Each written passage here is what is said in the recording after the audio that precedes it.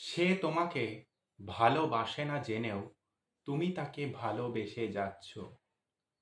সে তোমাকে অবহেলা করছে এটা জেনেও তুমি তাকে ভালোবেসে যাচ্ছ।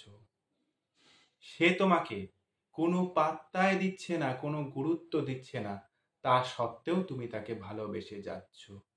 হ্যাঁ, হতে পারে তোমার বয়ফ্রেন্ড, হতে পারে তোমার গার্লফ্রেন্ড। এই মুহূর্তটা অনেকের জীবনেই হয়তো এসেছে। বিষয়টা নিয়ে আমি আজকে একটু আলোচনা করার চেষ্টা করছি। যে তোমায় গুরুত্ব দেয় না, যে তোমায় কথা বলতে চায় না, তুমি তাকে কেন ভালোবাসবে?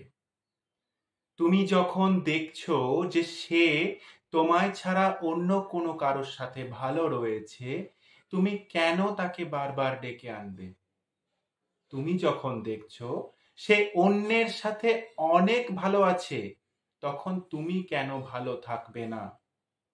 নিজেকে প্রশ্নটা করো, নিজেকে বোঝানোর চেষ্টা করো যে সে হতে পারে তোমার গার্লফ্রেন্ড, হতে পারে তোমার বয়ফ্রেন্ড, হয়তো অনেক দিনের সম্পর্ক ছিল, কিন্তু তা সত্ত্বেও সে যদি অন্য কোনো মানুষের কাছে গিয়ে অন্য কোনো কারোর সাথে যদি ভালো থাকতে পারে, তাহলে তুমি কেন পারবে না? তুমি চেষ্টা করো, সে যদি ভালো থাকতে পারে তাহলে তুমিও নিজে অবশ্যই ভালো থাকবে। তোমাদের মতামত নিচের কমেন্ট সেকশনে অবশ্যই জানিও।